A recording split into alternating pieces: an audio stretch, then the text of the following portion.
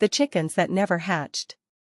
In a small town on the dry plains and dirt roads of the American West, there lived a man named Jack Stone, a simple-minded farmer, a dreamer at times. Jack had spent most of his life among chickens, cows, and old machinery, but in his heart beat a dream that he never gave up: a big change, sudden wealth, and freedom from the monotony of gray days. One day, news came that an international company was expanding into the laying hen market. Jack received a letter saying that if he could deliver a large number of healthy chickens in the next 3 months, they would sign a huge contract with him, a sum that could change his entire life. Jack immediately took action.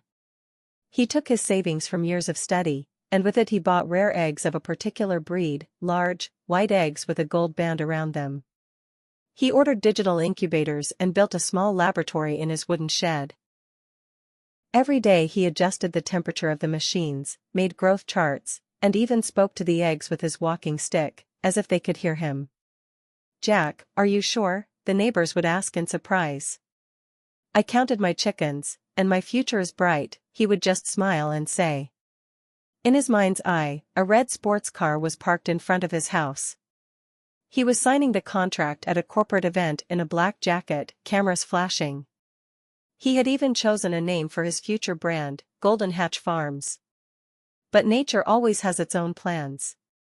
The second week, a severe storm knocked out the farm's power for a night. The incubator's temperatures dropped.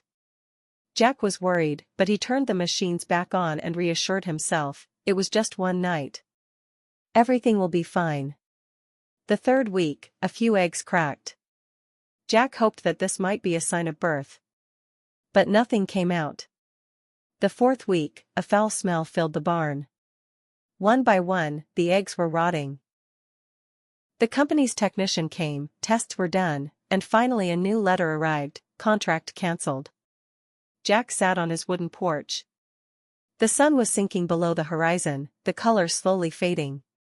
He looked at the barn, now filled with rotten eggs, and muttered, "I wish I had waited until the eggs were actually broken before I counted my chicks." A heavy silence fell over the farm, except for the sound of the wind howling through the trees.